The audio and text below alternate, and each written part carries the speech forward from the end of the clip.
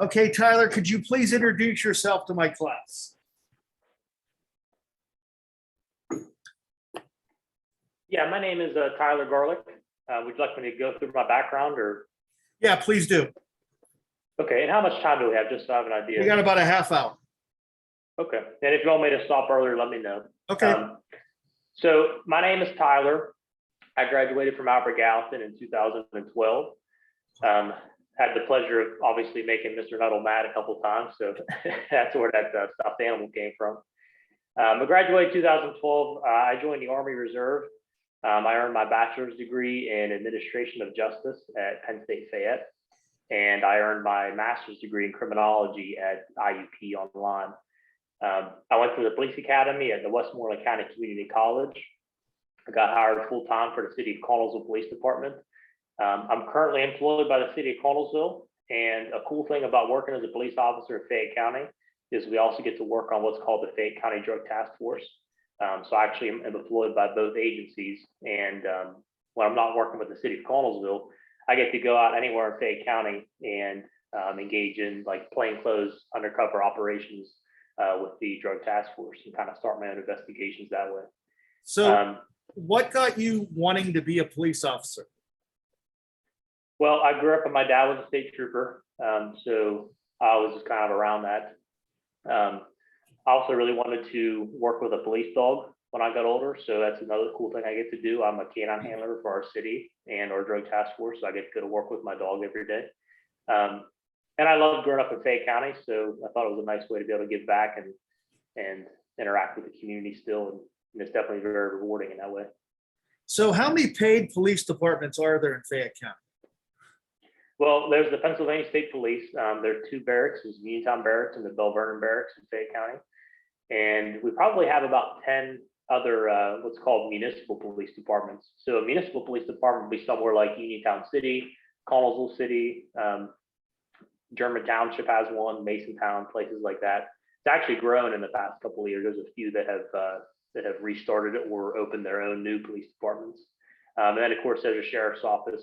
Our sheriff's offices in the state of Pennsylvania don't do traditional law enforcement work, but it's still a viable agency that you could work for and be employed for a long period of time. So with that being said, do you plan on going, do you want to be a state trooper is what I'm asking? No. Why not? There's just different opportunities available at different levels. You know, when you work for a larger agency like the Pennsylvania State Police, you don't get as much decision on where you work and necessarily like the tasks that you get to do. So they have a large investigators division and they have a large patrol division.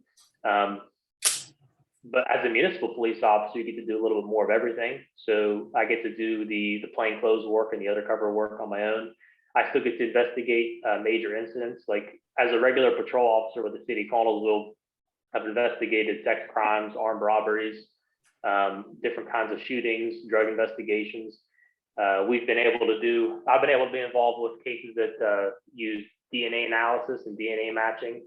I've gotten to work alongside some federal agencies in drug investigations. So working as a local police officer, I think you have more range in what you get to do. And it's just a lot more interesting in my opinion. Now, if I remember correctly, you were in JRTC when you were in high school? I was. And did that actually benefit you in any way, shape, or form to be a police officer? Yeah, and I think it benefited me. It would have benefited me no matter what I did. But it definitely started me off with like just a nice rigid kind of military-like background. You know, policing is considered a paramilitary type of organization, so it's not considered totally militant, but there's a lot of similarities. But a lot of your success is dependent on how motivated you are as an individual. Nobody's necessarily telling you what to do every day of your life. So that background, I think, made me more self-disciplined, and that self-discipline will take you a long way, whether it be in policing or any sort of other field. If you can tell your employer or someone that you are willing to make yourself busy and make your own work and complete your own tasks, then life is a lot easier for you. So you went to the reserves, correct? Yes. And what did the reserves do to prepare you to be a police officer? Well, same thing. Once I was out of basic training and everything like that, nobody's necessarily telling you what to do every day of your life. So the more self-motivated and self-disciplined you are and able to organize things on your own, the better off you are. But when I went to basic training and my individual schooling for the reserve, the biggest thing I think I learned that helped me today is how to communicate with others, because I got to interact with people from all over the country and all different backgrounds. I think the big thing was learning how far just your own efforts can go. So I ran into people that had a lot of that were gifted in a lot of ways, I think, that I wasn't. But I always felt like my willpower or my desire to keep working hard on my own set me aside from anyone else. And, I always say, there's not really an excuse for being lazy, because you can work hard and you can put your mind to something if you want to. And if you show that kind of dedication, then you'll surpass a lot of people, even if they're a little more talented in certain ways than you are. So talk about your education at Albert Gallatin. How did that prepare you for where you are? So I really, really enjoyed my time at Albert Gallatin. I think it's our best school district in the county, to be honest with you. Great teachers, were extremely supportive. That was extremely helpful. A good group of students, in my opinion. And it's difficult to go from high school to college. Like people try to prepare as much as they can, but that transition is never going to be seamless.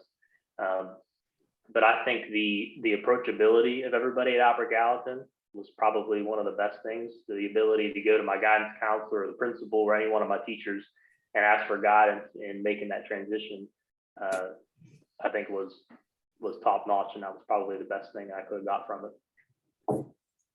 So with that being said, you went to Penn State Fayette. How did Penn State Fayette, their education, compare to, like you said, you went to IUP for your master's? Yeah, it was not that much different, to be honest with you. I did my master's degree at IUP online, so it was a little bit of a different platform. However, Penn State, similar to Albert Gallatin, being at a smaller campus as Fayette here, just the approachability of all the staff there, I think was the best thing I could have got from it. And then transitioning from that to a bigger school like IUP, a big school was a lot more difficult to get to communicate with faculty and staff. And so in that regard, it's a little more challenging. But, the way that the curriculum's laid out and the way that learning takes place is all very similar. And, I think it was a pretty simple transition from the classroom at high school into college, because of the way that learning was structured in high school. Would you recommend anyone to go to Penn State Fayette to study what you studied? Oh, absolutely. And that degree that you got from Penn State Fayette, I mean, you probably don't have to go into a police force type setting. What else does that degree prepare you for? So the degree is called Administration of Justice. A lot of people refer to it just as criminal justice. Okay. It can, most people use it to get into some type of law enforcement or criminal justice related work. If it's not policing, people may work in state parole, county probation. There's also a lot of interest in juvenile probation, so you get to work with kids instead of adults in the criminal justice system. People often use that degree to go on to law school afterwards. There's options in animal control, maybe people who want to work for game control and things along that nature. Park rangers, court staff, court administrators. So in the courthouse and the sheriff's department, there are a ton of different opportunities, whether it be for a type of court staff, somebody who works for a judge and takes notes for a judge and deals with the jurors, to someone in the clerk of court's office or someone in the district attorney's office who's actually prosecuting our criminal cases. So it's very, very broad. That type of degree, it's heavy in writing and learning how to do research, which I'm still using to this day, just the ability to, pick through research and see what type of information is actually viable, especially in this day and age, whenever information's floating around like crazy. It's extremely helpful to be able to know, what type of information is worth listening to and what's not. And you can apply that to anything you do, really. Are there jobs in this field in the local area? Or is it a tight? There's probably more opportunities right now in our area in this field than there have been in maybe 40 years, to be honest. Really? Yeah, it's we're in an interesting time right now. In law enforcement especially, a lot of people aren't doing the job because, to be honest with you, we're in a climate right now in law enforcement where it's pretty risky for people. But in Fayette County, we have a lot of support still for police officers and a lot of support for our criminal justice system, whether it be from our court system to just the people that you deal with day to day on the road. A lot of people support us. And I think for that reason, there are a lot of police departments that are reopening now. Like I think the borough of Smithfield reopened their police department, Point Marion reopened their police department, George's Township reopened the police department. There's been talks of police departments regionalizing, which would be a really, really big thing. So that will create more opportunities and better pay for people going to those police departments. I know just between our police department and the city of Uniontown, which are probably the two top paid police departments in our county, they're hurting for people. I mean, they're hiring left and right because they need numbers. So it's a great time to get into this field, especially in this area, I think, whether it be Fayette County or the Southwestern Pennsylvania region as a whole. So if you don't mind me asking, what would a starting salary be for a police officer? I don't mind you asking at all. That's a good question. So I would say, I would compare like the full-time departments in Fayette County. And when I say full-time, I mean departments that hire only full-time police officers. Okay. And serve the communities 24/7 every day of the year. Uniontown and Connellsville are pretty comparable in that regard. And we're the two full-time police departments in Fayette County, the big ones at least. And of course, Pennsylvania State Police. I would say we all start off around $50,000 to $60,000 a year. And when you start at a police department, you're actually only making a portion of like what's considered your full pay. So when I started in the city of Connellsville, I was making 80% of my full pay as a patrolman, which is essentially my rank. And I think I was about like $55,000 a year. In 2 years, I made it up to 100%. So after my first year being a police officer, I got a 10% pay increase, which was really noticeable and really cool. And then my second year, I got another 10% increase. Okay. And I think last year was my first full year at 100%, I believe.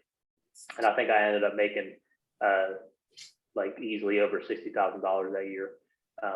Plenty of opportunities for overtime, plenty of opportunities to take time off, and plenty of opportunities.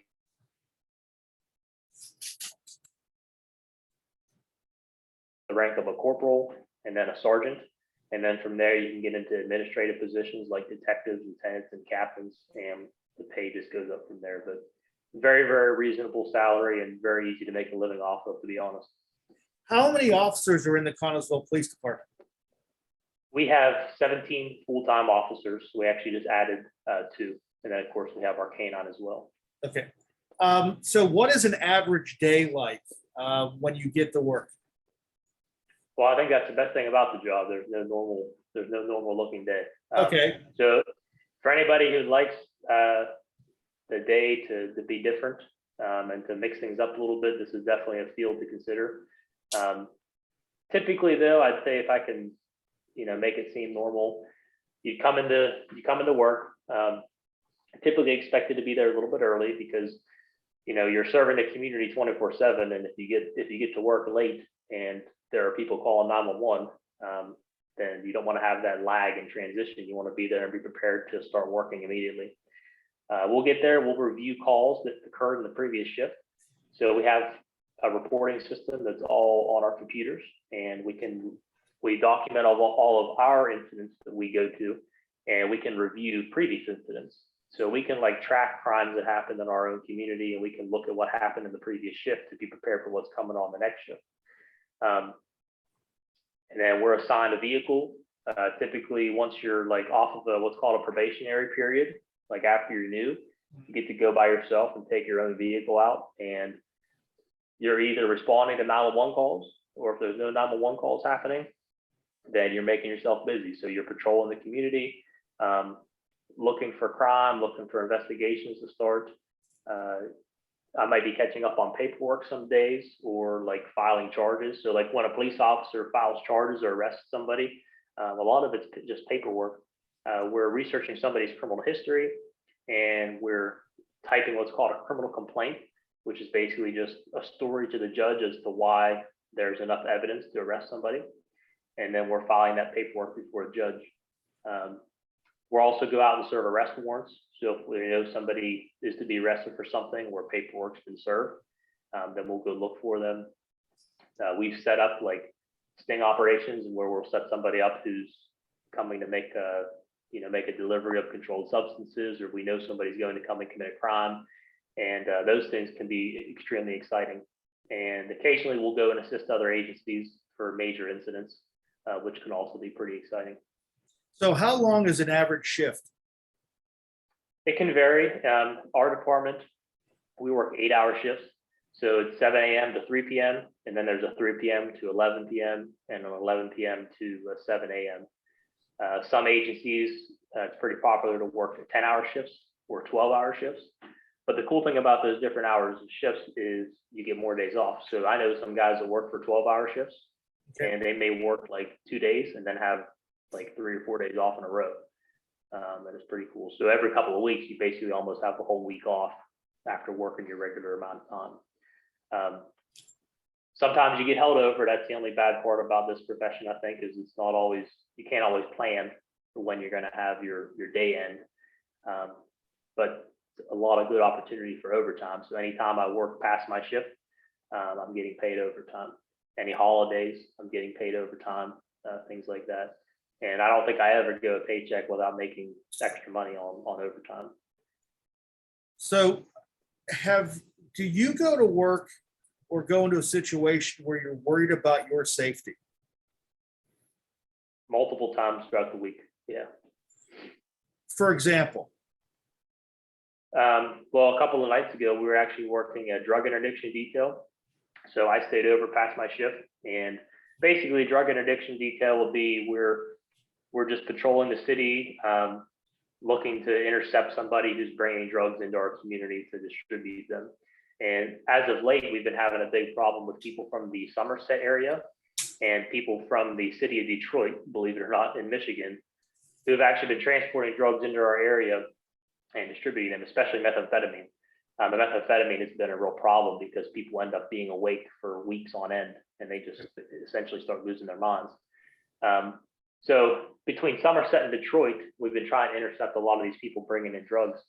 And don't ask me why Detroit people are coming to Connellsville. It seems pretty obscure, I know, but it's been a major issue. So we were actually trying to intercept someone coming in.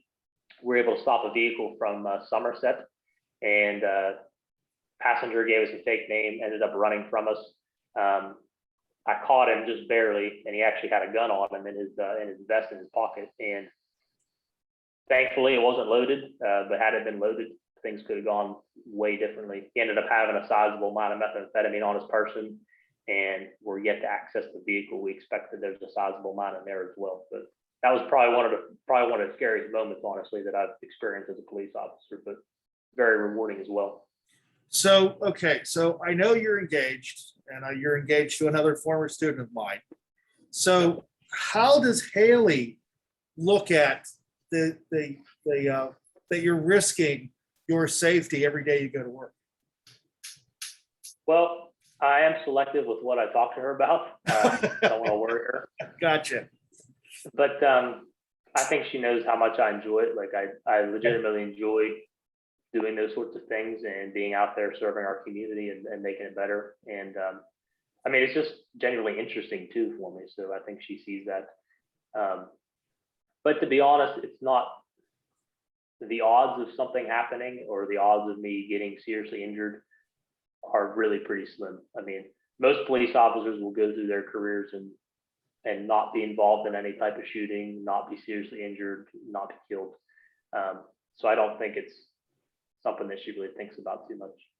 So have you thought about going to a larger police department, say Pittsburgh or a major metropolitan city? No, I haven't. You like where you're at? Yeah, in these big cities, it's risky because when you're a police officer, you kind of face danger in a couple of ways. You obviously face the risk of physical harm or bodily harm from the people that you encounter, but you also face the risk of criminal prosecution, which we're seeing a lot of these days. And I don't want to get political about anything, but to be honest with you, in some regions, we're seeing criminal prosecution in ways that are pretty unjust, to be honest with you. And that's a bigger risk in big cities because you don't know what your leadership's like. You don't know who in that area really has your back or who is, being too political or who's doing things just for their own benefit. So a nice thing about working for a small town and for a smaller police department is you know who the people are like who are leading you.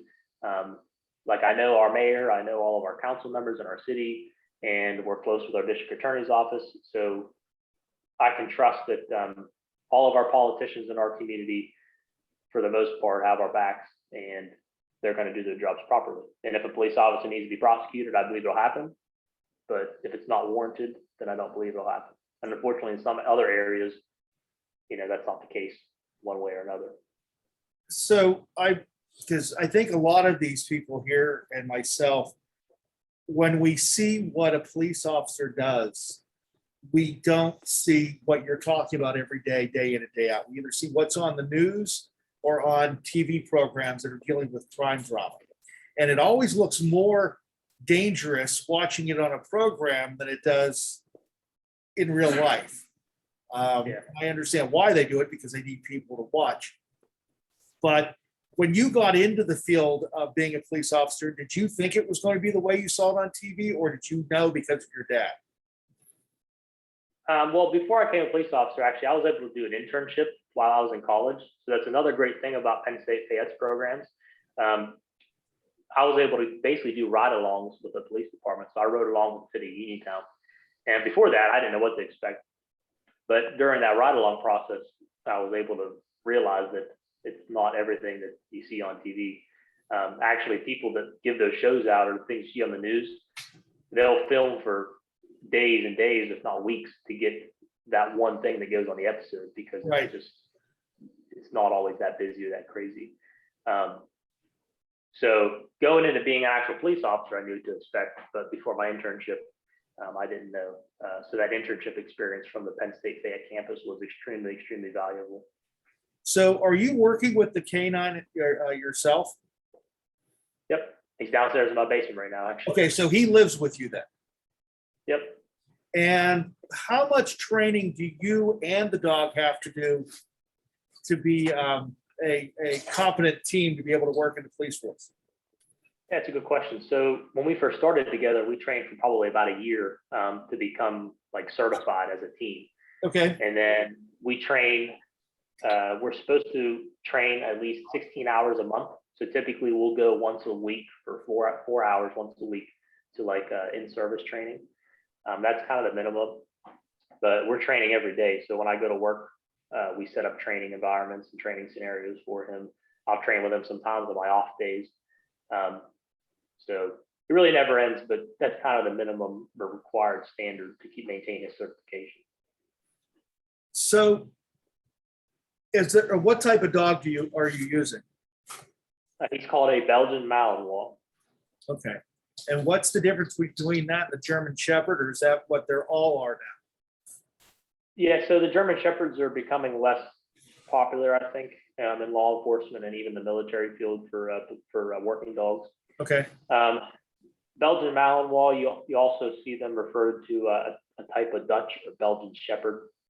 They're a little bit shorter hair. They're like a lighter color typically, and so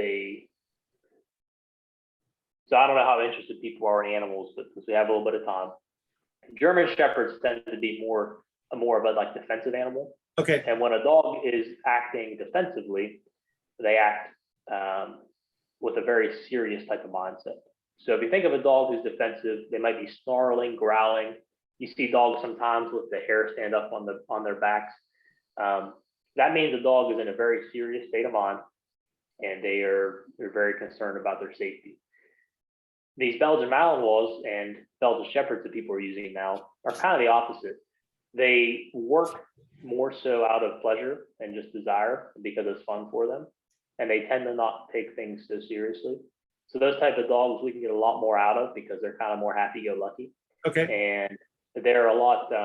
They tend to be a lot more predictable too, in my opinion, and safer. So like our dog, he actually had a street apprehension, his first street apprehension a few months ago, and it like wasn't a big deal to him. Like he can bite someone and like a few minutes later he's done and it's no big deal. Okay. So they're a lot safer in that regard. I'm comfortable with that type of dog being around the community and being around my fellow police officers and my family even, and not feeling threatened or really defensive or the need to harm anybody. So I think that's why they're becoming more popular. So what intrigued you about going into the canine unit? So I actually started training dogs privately back when I was in high school, actually. And I started working with dogs alongside another police dog handler who worked for the city of Uniontown. So that had me interested in working with dogs for a very long time. And I still actually maintain a pet dog training business on the side that I do every now and then. So that's what really got me into it. And then, of course, wanting to be in law enforcement, I figured the two made sense to be married together. Makes sense. The one that used to train for Uniontown, my dog dropped out of his class. So just to let you know, because he went into private business afterwards. But I think it's interesting that this is where you're going and where you want to stay, because do you want to move up through the ranks in the Connellsville Police Department? I likely will. It's actually pretty normal as you're there longer, you move up through the ranks, which I think is a nice thing because you end up making more money and you have like more supervisory roles. Do you do you have police officers there that started there and are retiring from there? Yes, very common. And right now, you said you just hired 2 new ones, correct? That's correct. And when you hired them, what experience did they have coming in the department, and why did Connellsville hire them? That's another really good question. They were actually kind of polar opposites in terms of experience. The one gentleman we hired, he is actually a volunteer fireman in our city.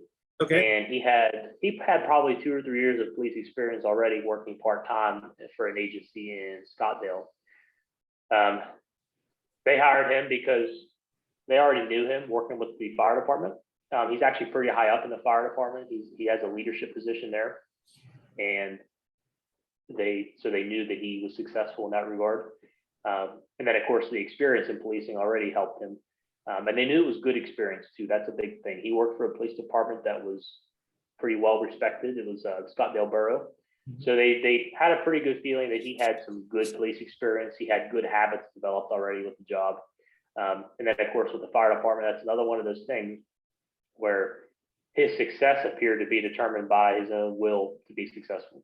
So he responded to a lot of calls with the fire department. He was proactive. He worked hard and he put himself out there, and he was rewarded for it because people saw his leadership potential. The other gentleman is younger. He actually had 0 police experience. He worked for the Westmoreland County Sheriff's Office, which again, not a traditional law enforcement agency, so he wasn't doing traditional police work yet. And I think he just graduated from the police academy within a year from his hire date. And he had military. He's actually still in the military. I think he's in the National Guard. So I believe everybody liked that about him. And he had no bad experience. So, you know, being a police officer previously can be good or bad for you. If you have good habits that have been developed, that can go well for you. But if you're working somewhere where, you know, you're making bad habits for yourself, or you don't have very good leadership, and people may not like that. So having good experience as a police officer helped the one kid, and the other gentleman having no experience and being kind of a clean slate for us to train him and teach him how we want him to be a police officer, I think really helped him. And working for a police department or any government agency, having a military background helps because you take what's called a civil service test typically. And a civil service test is basically a structured exam that you take to get hired. And the point is to do it in a more like fair process so that like politicians or chiefs of police can't just hire whoever they want and then potentially hire bad people. So the civil service process, you'll take physical exams. You may take a written exam, so almost like an SAT test, kind of, and it's in the same format at least. It's not SAT type questions, but it's like a fill in the bubble thing, and then they scan it through a machine. And then you'll have an interview process. They'll do background checks. A lot of these agencies even check your credit score, so they want to make sure that you're responsible with your money and you're basically someone that's going to be ethical in what you do and not just do things to make more money or make more overtime. So I say all that to say that the military background actually gives you a step up in the civil service process. So the civil service test is point based, and everybody who's in the military, you get an extra amount of points based put onto your score, no matter how you score. So would you recommend anybody going into this line of work? Absolutely. Anybody who's self-motivated, anybody who enjoys working with the public or communicating with people, I think it's a great line of work to be in. And that's really the bottom line for being good at this job. And that's, you're a public servant, right? You serve your community, you try to make your community better, and you shouldn't be doing this line of work and, hate talking to people or hate working with the public. You should go into work and enjoy talking to people, even if it's frustrating at times. But you get an opportunity to encounter people in this line of work. You encounter people often on the absolute worst days of their lives. To us, it's just go into calls and go into work and doing the same thing every day. But when you sit down and think about it, if I'm going to someone's house who, let's say, just got severely assaulted by somebody who broke into their home in the middle of the night, even though it's fairly common for us to investigate something like that, for that person, that is probably the most traumatizing moment of their life. And you can do something so simple and like so minor, but it can mean so much to someone in that position. Something as simple as just sitting down and talking to them. And I think most of the time, people really just want to be listened to. Right. So just to take a moment and listen to somebody solves a lot of problems, and it means a lot to people too. And that's extremely satisfying.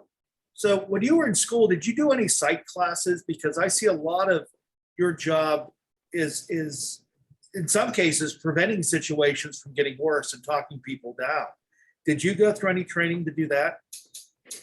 Not in high school, but in college, a lot of the courses in the field I studied did involve like psychology type stuff. A lot of it's more like sociology, which is kind of psychology in a social, I guess more like a social manner and not on an individual manner. But a lot of our in-service training as police officers and the training leading up to be a police officer at the police academy involves a lot of like mental health preparation and communicating with people in crisis. And being able to do it, I think, is one of the best ways to learn. So I had the opportunity when I got hired. Obviously, I got to follow somebody for a while until I was allowed to do things on my own. And just learning and seeing how other people communicate with people in crisis, and then getting to practice it on your own is one of the best tools in my opinion. And we definitely deal with it a lot. And I think police officers get really good at talking people down because we do it so often. So the last question before I let you go, what is the worst part of your job? The worst part?